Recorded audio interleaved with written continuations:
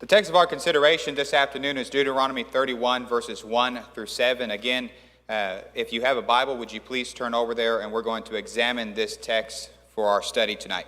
Deuteronomy 31, verses 1 through 7.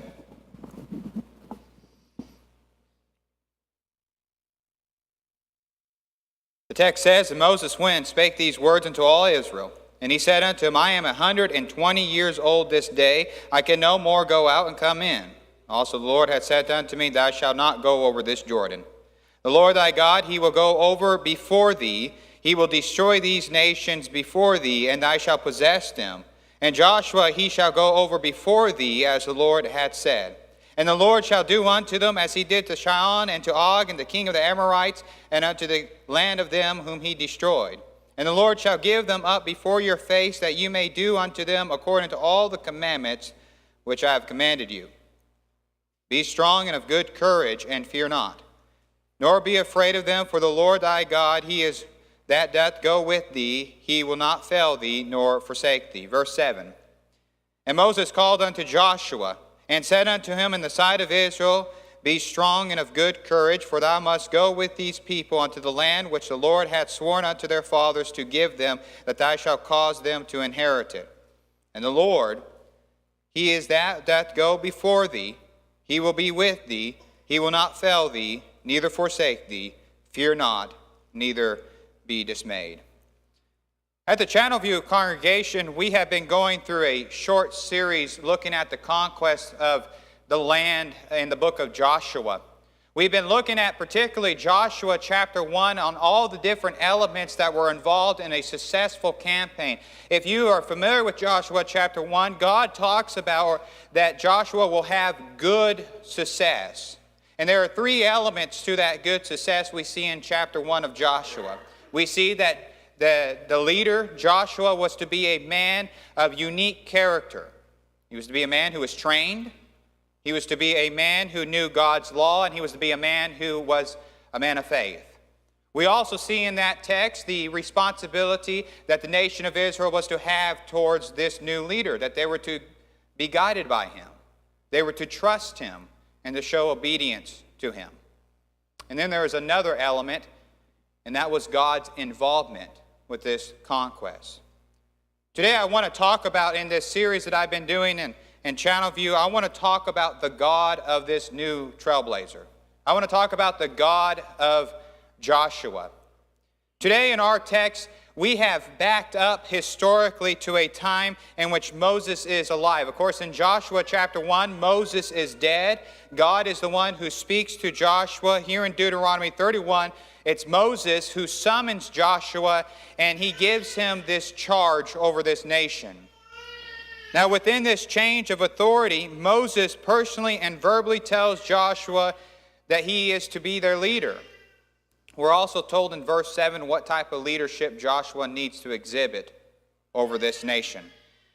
But verse 8, Moses moves from the command. He moves from the task and the charge and tells Joshua about God's involvement in his leadership and in the conquest of this land. What is stated in these two verses is actually restated in Joshua chapter 1. However, it's much more concise here in this text. Now, it must be noted, when you and I look at the story of Joshua, or the book of Joshua, it's a very unique book because there's a lot of success that happens, victory after victory after victory. The people have now been domesticated, they have now been trained in the law and show complete faith to God. But when we read the book of Joshua, because we read so many victories, we sometimes belittle the real challenge that was there. But there is a real challenge for Joshua. He is to be a spiritual leader and a physical leader to this nation. There can be that temptation to kind of dismiss this challenge. We may explain the victories was made because of Israel's massive force. We may say that the reason that they won these wars is because of Israel's grit or because of their strategy that they had employed on the battlefield. We also may say that the reason that they won these wars time and time again is because of the leadership of Joshua. To come to such conclusion regarding Israel's victories as being a result of Israel's leadership or of Israel's manpower is to fail to recognize the historical intervention of the divine. Fail to recognize that element. See, there is a tendency in our world today among some historians who have a secularized and a materialized mental makeup to praise Joshua's ability as a leader and Israel's obedience to that leadership. Some may even dismiss the greatness of these victories that are described in the book, and they will say that either the author had exaggerated the particular challenge that they're facing. What they do, these particular people who have a secularized mindset, is they try to rationalize the narrative to their preconceived notion. Let me give you an example of one or two examples. When you and I read the story of Jericho, some modern commentaries will tell us that at night, secretly, the Israelites went in and eventually opened up the gates. That's why they took the city. In Joshua chapter 10, a very unique story when God halted the sun so that Joshua and his mighty men of valor may pursue his enemies to destroy them. Some will say, well, that wasn't a miracle. That was just a miscalculation of time in the heat of battle. They try to rationalize these things. See, the people that I am speaking of, they approach the Bible with already a preconceived notion oftentimes that God doesn't exist. So they take these supernatural events and try to fit it in their interpretation. If they do believe in God exists, they're usually of a deistic viewpoint and would say that God does not get involved with man or a man's history. But my friends, you and I are not of such a camp. As we believe in God, we believe wholeheartedly that He is living, that He is active, that He is involved in man's history and in man's life. See, it was not Joshua's leadership that brought these victories after victories, nor was it the nation of Israel's involvement. Yes, these things were commanded, but when you and I look at the text in the book of Joshua, we see that the reason they won is because God fought for them. I want you to notice a few passages. In Joshua chapter 10, verse 14, and there was no day like that before it or after. The Lord hearkened unto the voice of man, for the Lord fought for Joshua. In verse 42, it says this, and all these kings and their lands did Joshua take at one time. Why? Because the Lord God of Israel fought for Israel. In chapter 23, verse 3, it says, and ye have seen all that the Lord your God hath done unto all these nations because of you. For the Lord your God is he that hath fought for you. The conquering of the promised land, as already stated, was too big of a task for Israel. It was a huge task for them to accomplish. But it became a conquered land because of God's aid, because of His blessing. For it was God who gave them the victory. It was God who essentially led them to that victory. See, Joshua, when you and I imagine this historical scene, Joshua is the man that the nation of Israel sees as the leader. But there was a leader to Joshua, and that was God.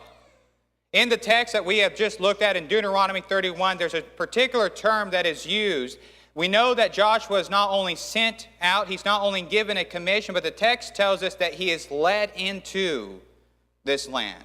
That God is involved in leading him in to this land. Now, you and I, in our Western approach towards the Scriptures, we're losing something here. What this is referring to is an ancient practice that was done many years ago. See, in ancient times, when one was making a conquest of a territory, they would often send out scouts or spies ahead of them.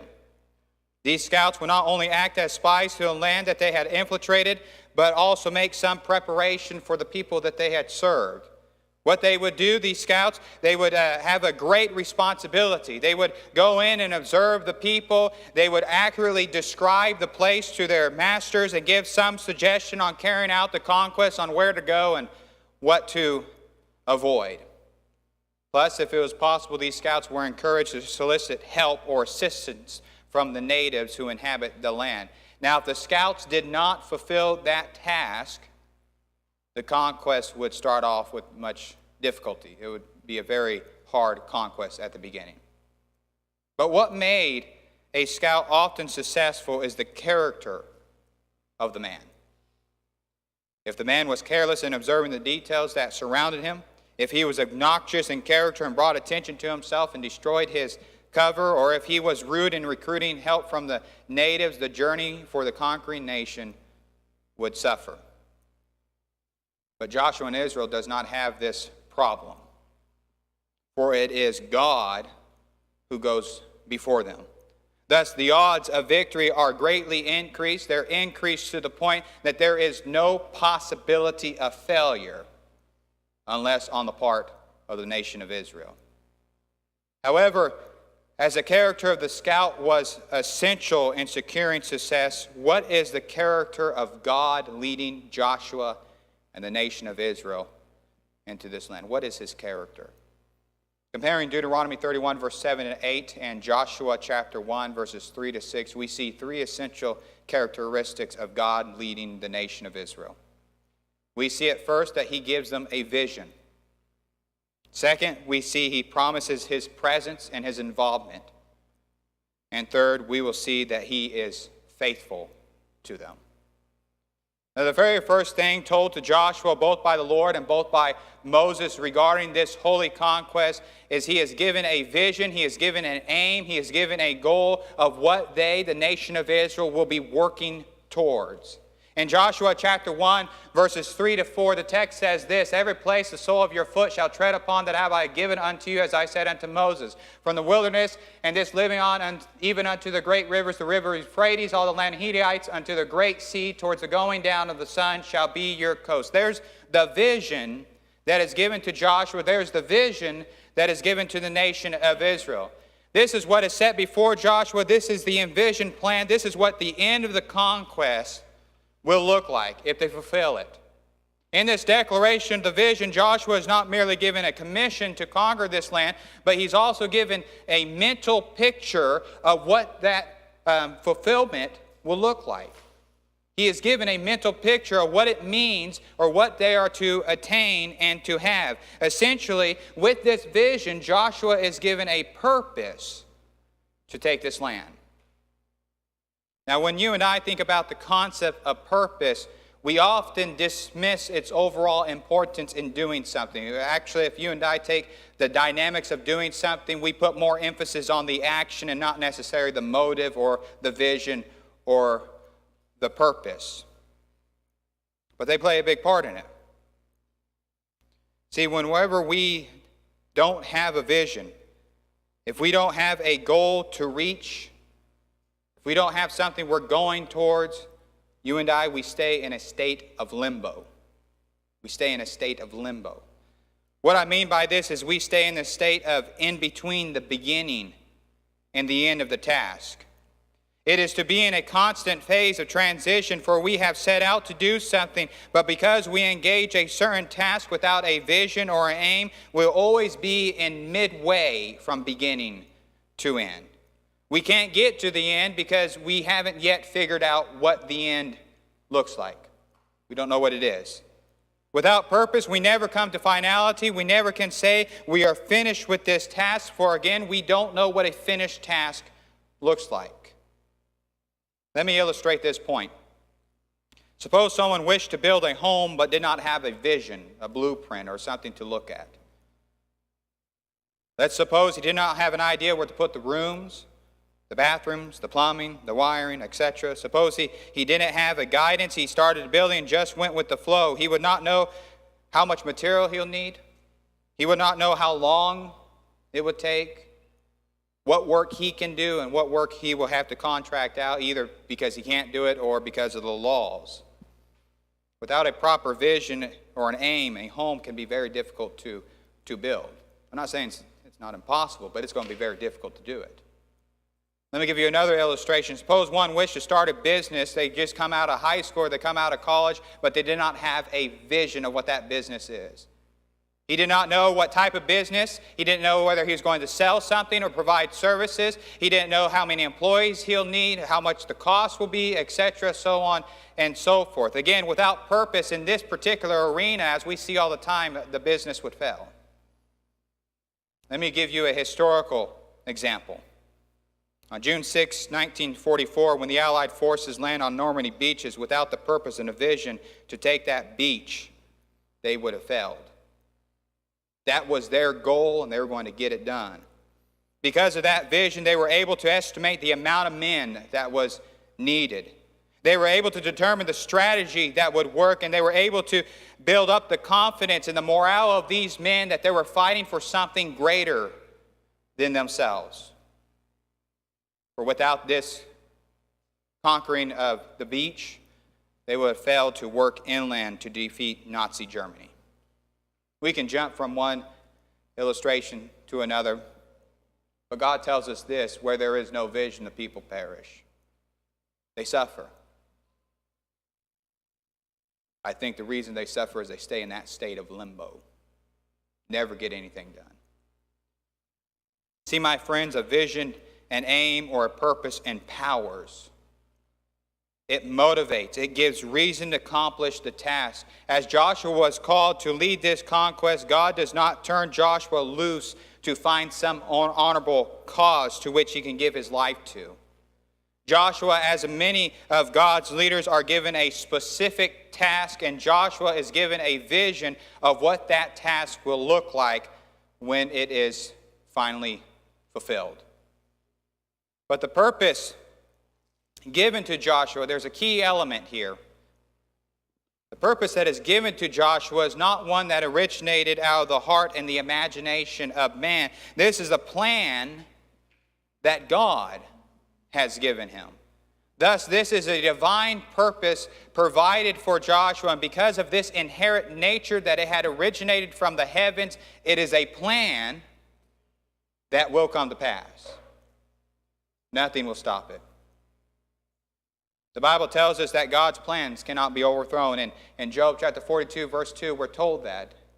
He says, I know that thou canst do everything, and I know things, that no thought can be withheld from thee. The ESV and says, no purpose of yours can be thwarted. We're also told in Psalms 33, verse 11, the counsel of the Lord standeth forever. It standeth forever. And in Isaiah 46, verse 10, we're told that it will come to pass. It will be accomplished, the plan of God. Because this aspect of God's plan, thus those who are acting them out can do so with great confidence. Why? Because they're engaged in something that will come to pass. It will happen if we're engaged in the plans of God. See, just knowing and being aware of this truth, that God's plan will be accomplished and that we have merely been enlisted to aid in that task, confidence, boldness, and assurance comes out and it arrests us.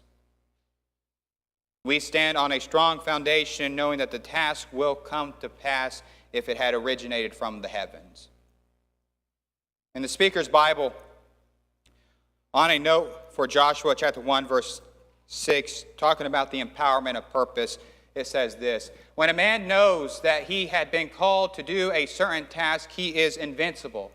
He's not unconscious of his own deficiencies, whether they be natural or intellectual. He is not insensible of difficulties, not so quick as to see the great stone, the iron gates, the walled cities, the broad and flowing rivers. He is not invulnerable to the shaft of ridicule and adverse criticism, but from all these he looks steadily away to the declared purpose of God and yields himself to be the channel through which it may operate.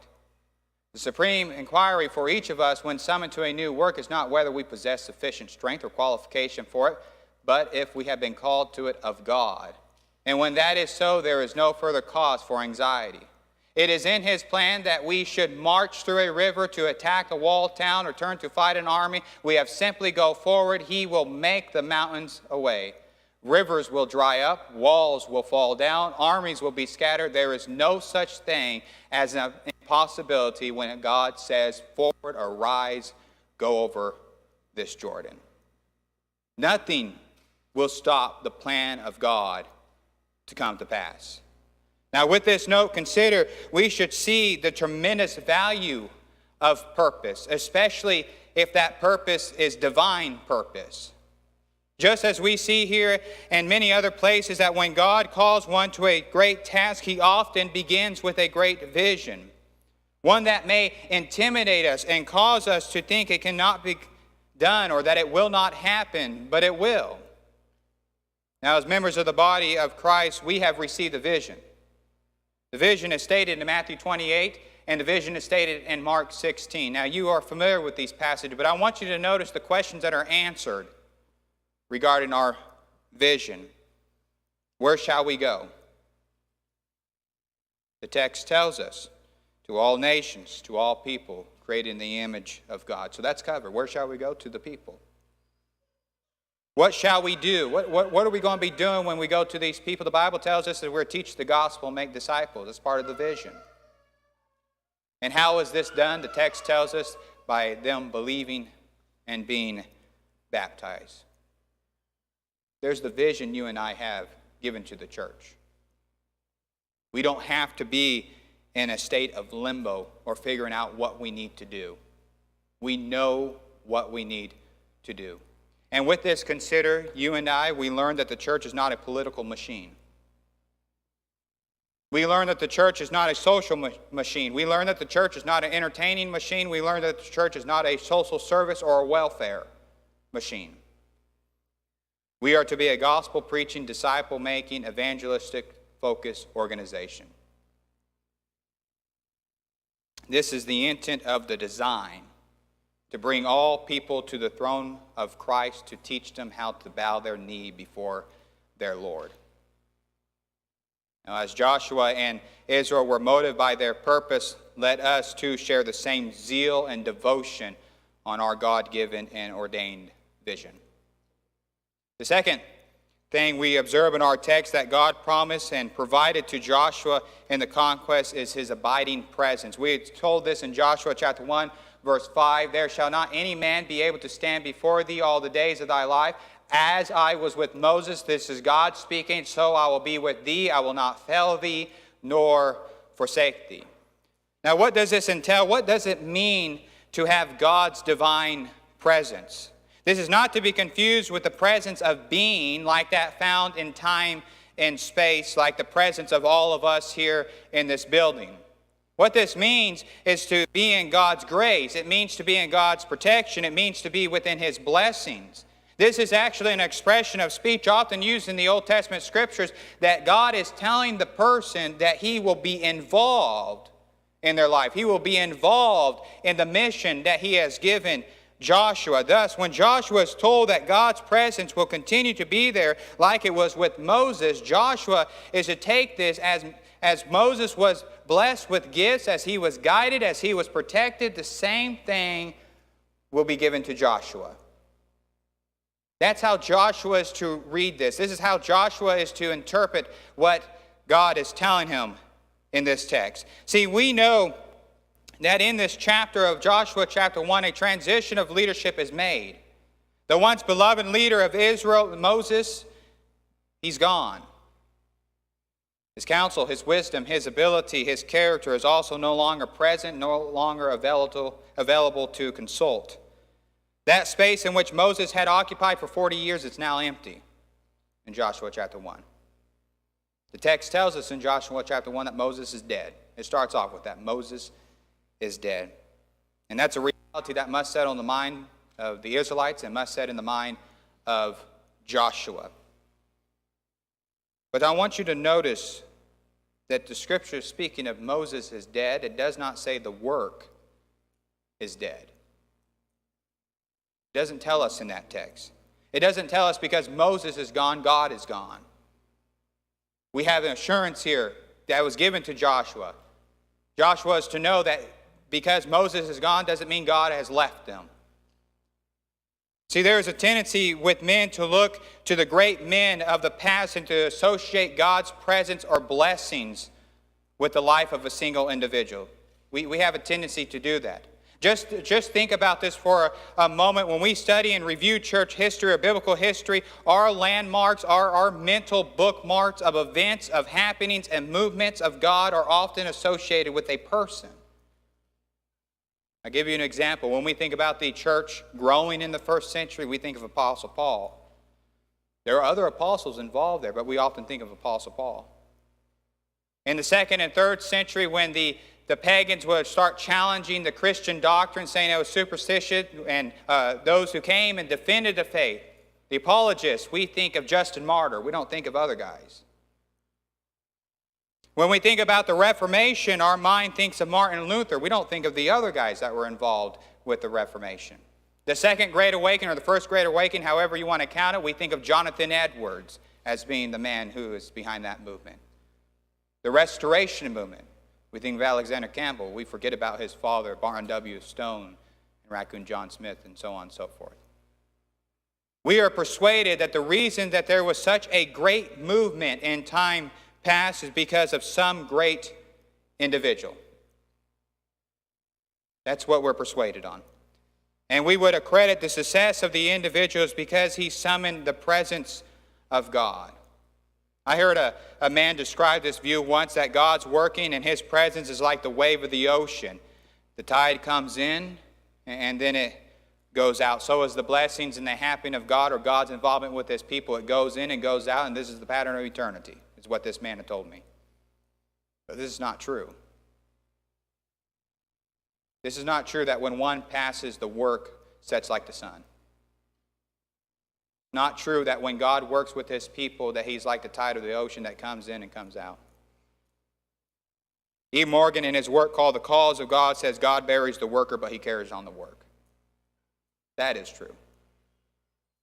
See, my friends, God's presence is not linked to a specific man, but it's linked and it's connected to his work that is being done. The man is simply the instrument that God uses to accomplish his design. Moses was an instrument of God to bring forth his divine plans, but now Joshua will carry the torch, and he can do so with confidence, knowing that God is with him. Not because Joshua is special, but because Joshua is in the work of God. That's why God will be involved. Now, as Joshua takes on this task, as he leads Israel into the hostile and foreign land, as he declares war on those who reside within his land, fear may come, anxiety may intensify, and loneliness may creep in, but Joshua's confidence and his courage is to elevate upward when his memory brings forth those words, "As I was with Moses, so shall I be with you." Now, in our day and age, in the church, the dynamics of God's work has changed. We have no holy conquest like we read in Joshua chapter 1 or in the entirety of Joshua. However, we still have a divine commission, as we saw there in Mark 16 and Matthew 28. Thus, the work is not associated with any special man, but that we are all active participants in this endeavor. Matter of fact, on this idea that it's not my work or that it's not anyone else's work, that we are merely instrument, this idea should be constantly brought forth when you and I identify ourselves as members of the Church of Christ. That should be something that comes to our mind all the time, that it's not our work, that it's not our church, but it's Christ's church. This is probably one of the reasons why we may be so dogmatic in preserving this proper and biblical name. See, unlike the denominational world that names itself after specific persons or specific movements, we identify ourselves by our founder. And in this self-identification, we acknowledge willingly every time that it's his work, that it's his church, it's his people, it's his cause, and we are just so happy to be part of it. And because of this, because it's God's and because it's Christ's work and that you and I are engaged in the work, we are also, as members of the church, promised the involvement of God. Notice what the Bible says in 1 Corinthians chapter 3, verses 4 to 9. It says, "For while one saith, I am of Paul, and another, I am of Apollos, are you not carnal? Who then is Paul, and who is Apollos, but ministers by whom you believe, even as the Lord gave to every man? I have planted, Apollos water, but God gave the increase. So then neither is he that planteth anything, neither he that watereth, but God that giveth the increase. Now he that planteth and he that watereth are one, and every man shall receive his own reward according to his own labor. For we are laborers or co-workers together with God. You are God's husbandry, you are God's building." My friends, there are some tasks that are purely impossible to accomplish when God is left out. This is true when we go and set out to build a church. You and I, we can build a religious and a social organization. There are thousands of those already in the state, but to build the church of Christ, to build the church of God, the institution prophesied in the Old Testament scriptures, and that it's been established in God's eternal will. To build that, God is a necessary element, and He's a necessary requirement. He must be present, and here in this passage we are told that He will be involved. He will be present.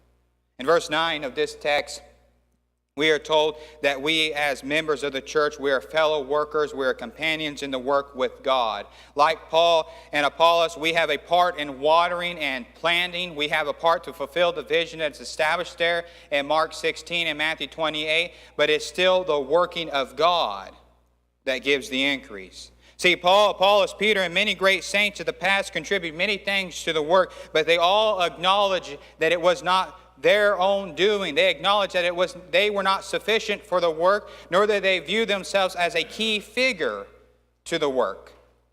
He who got all the glory, according to this text, he who got all the praise is the one who gave the increase, and that was God. It is His vineyard, it is His building, it is His church, it is His work. Again, we're just happy to be part of it. So then, like Joshua, we have another thing given to us by God in His work, and that is His abiding and continued involvement in our work, or in His work. The final promise God provides to Joshua in this conquest is God will be faithful. In Joshua chapter 1, verse 6, a promise is brought to the mind of Joshua. He says, "Be strong and of good courage, for unto these people shalt thou divide for inheritance the land which I swore unto their fathers to give them." Now, what is spoken of here in this latter part about the land that I swore unto their fathers to give them, we see the very first time this promise is mentioned to Abraham in Genesis chapter 12, verses 1 to 2, where he was called out of Ur, and he would be given a land unto a land that I will show thee. This particular promise here is reinstated to Abraham's son Isaac and reinstated to his grandson Jacob. And in time, eventually, at the close of Genesis, after the family of Israel had left that land and came into Egypt, Joseph reminds his family about this promise. In Genesis chapter 50, verse 24, "And Joseph said unto his brethren, I die, and God will surely visit you and bring you out of this land unto the land which He swore to Abraham, to Isaac, and to Jacob."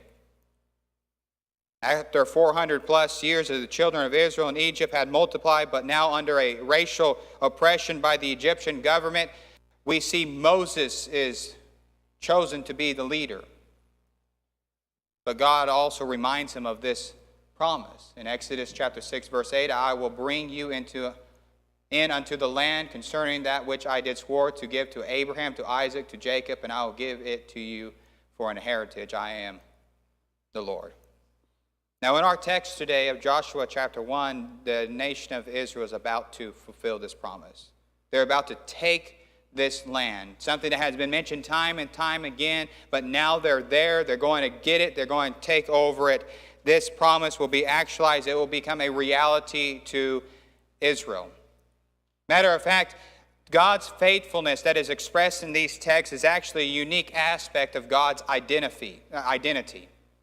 In Exodus chapter 3, verse 13 and 15, when Moses was having a conversation with God, I want you to notice that God's being a faithful God is part of who God is. Now, if you have never considered this text, I would encourage you to study this text when you get home, because we learn who God is in this text. We learn the name of God. It's very powerful. "And Moses said unto God, Behold, when I come unto the children of Israel, and shall say unto them, The God of your fathers has sent me unto you, and they shall say to me, What is His name? What shall I say unto them?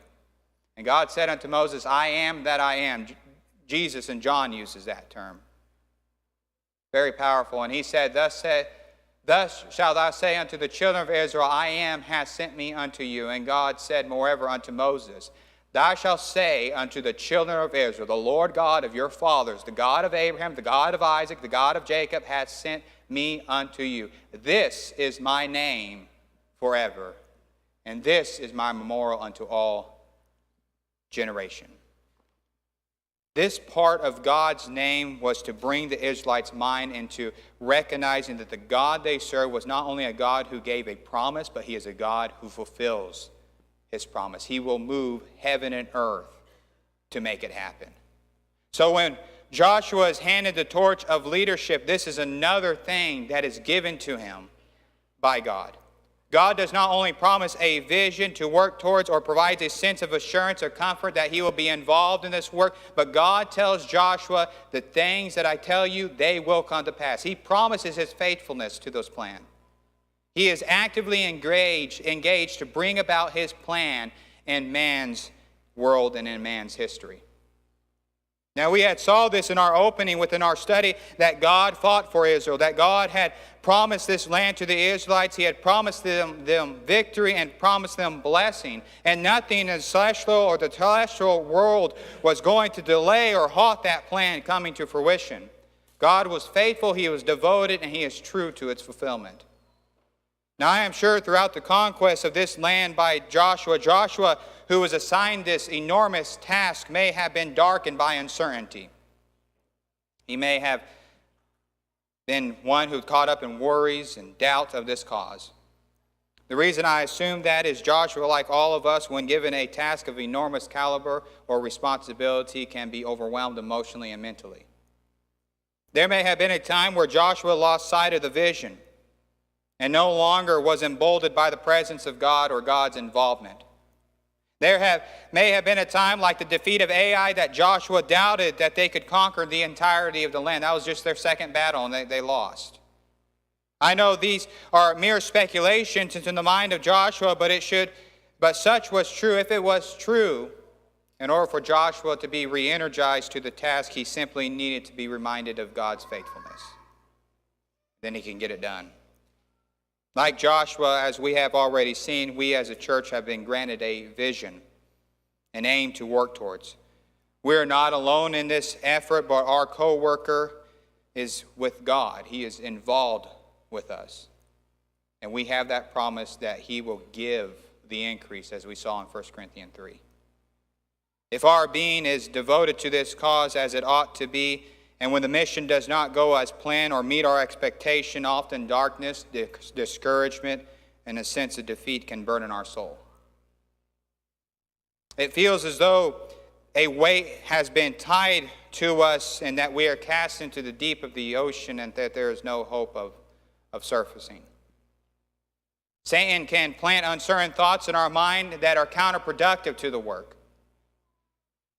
He can force us to ask the question, are we pleasing God? Should we secularize and culturalize our teaching and practice?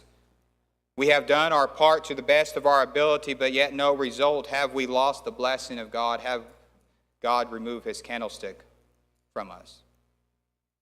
We can add line after line to what thoughts befall upon a discouraged soul, but there can be a revival to our mind and to our hearts. And that revival is ablaze when we remind ourselves of God's faithfulness. That he will give the increase. As long as we are planting and watering, God will grow the church. He will. He tells us so.